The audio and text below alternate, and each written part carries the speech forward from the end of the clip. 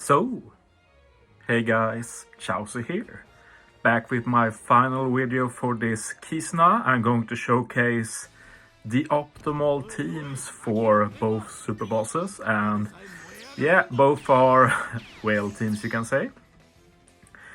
Well, especially the quick team, because here it's not just about having the units, it's also about having the investments, and there's also some support you can use to spice the damage a little bit extra. So I dare say that I'm one of the few players, both on JP and Global, who can build this exact team to this level of efficiency.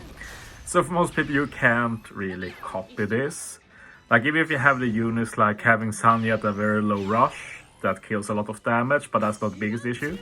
Biggest issue is probably not having Sorrow maxed. You lose a lot from the super tandem. And of course Luffy Yamato, like minus level 150, Rainbow, Limit Break Expanded, all of that, you get a ton of extra damage from their final tap. But yeah, this is similar to the first team I showed. The current one is inspired by the team I saw from Stump. I'm not sure if he did it first, but that's where I got it from at least. And the reason I didn't try it myself is because it says you can't use paralysis specials. So I didn't even consider Nami Usopp. But apparently, since it doesn't go through full immunity, it's okay to use them anyway. So I was pretty taken aback by that. There's quite a few things happening here. First, I have the Kudia support on Robin. This might look weird. The only reason for this is that Luffy Yamato can change one orb. This lets me make use of the Queen support to get some extra resistance applied to Perona. Nordico support on Nami was just to get some extra healing, to hopefully get one extra tap from Sanji. Extra stats on Nami Usopp is basically worthless. They won't do any damage at all, really.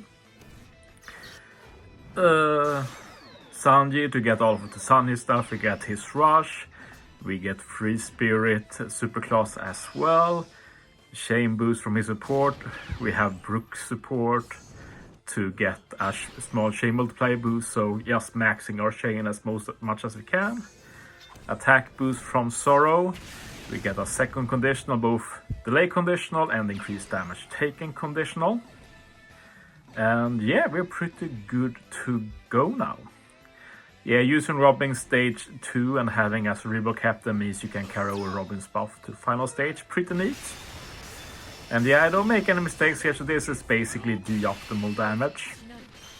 And I get very close to 100 billion. Like, if I just had a 1.1 times boost, it would have been an easy 100 billion damage.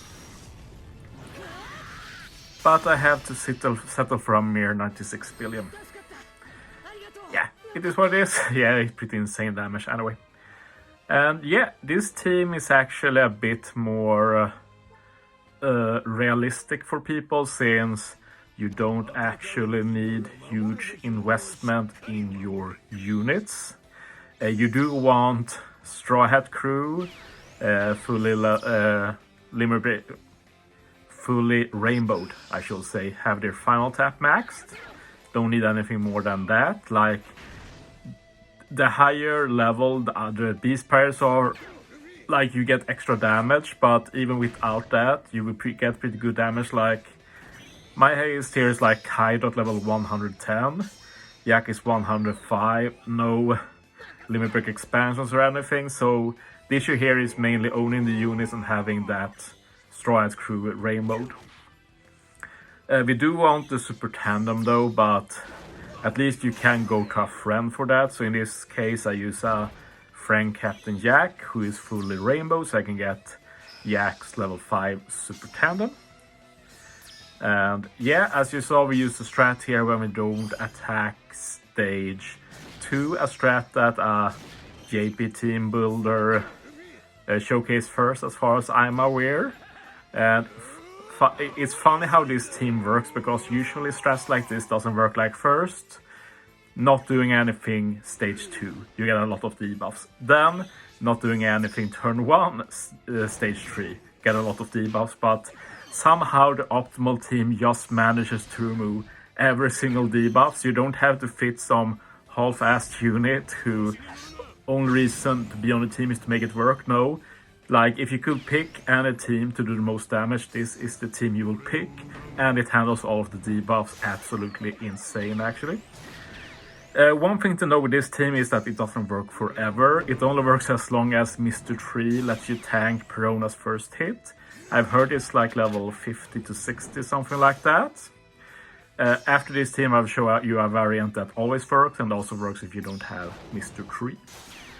But yeah, if you lack one of Jack, Queen or King, it should be safe to put them as the Frank captain. I made some incorrect statements about King. It's so annoying when you overlook very important small details. The important detail I overlook with King is that he doesn't change Tandemorph with his special, which is super crucial because otherwise he will give you a full board of Wano all the time, and that will really mess things up. But yeah, you might wonder why I have 2 Yak, but this lets you use 2 Yak specials, and you can use 2 Yak specials before Kaido and still keep all benefits. You get the buffed chain boundary, and you also apply resistance twice. This team has like minus 120% river resistance, minus 60 cerebral resistance, minus 60 strike resistance, so it's pretty insane damage you can do with those classes. And yeah, a bit less damage here, but this team is a lot less invested than my other ones, so still very good. And yeah, I'll just showcase you how the other team works. In this case, I've dropped 1 Yak and instead I use Capone crew. Optimally, you should use King and Jack as captains. Only reason to not do that is if you don't have Queen, then you can do Queen Frank captain, and in that case you do King as your captain with Jack as a sub. Morion Capone is nice here since I don't have... my Capone is very heavily invested, so I can make use of a lot of extra stats. So this Capone gets close to 4,500 attack on his final hits. I set up for Stride Pirates with a lot of damage. But yeah, Big Father is clutch because by using it turn 1, stage 3, I tank any hit from Peronas. This team works at level 1, level 100, whatever. And it also works, of course, if you don't have Mr. Tree. So I can recommend if you don't have it. I doubt many teams are at that high super boss level, but yeah. In general for this team, remember that the specials you want to use after Kaido's special are King and Queen. Also don't forget to use the super type of superclass specials. Yak superclass special does nothing, it just adds the superclass extra base stats. I guess with the superclass Capone is well above 4,500 attack. Forgot about that. But yeah. It's fun that we at least was finally able to use the Beast Pirates to the full capabilities. Last super boss, they made it impossible to use Queen, which annoyed me greatly, but now we experienced it. As you see here, if Kaido got the Wano orb, we'd be in trouble, no super tandem. So if you do use this team, I recommend to move Luffy crew to the right side and put Queen or something on the left, just so you have some cushion, because getting one orbs on the left side is RNG. But yeah, that's the end of this video. Thanks for watching, guys. See you next time.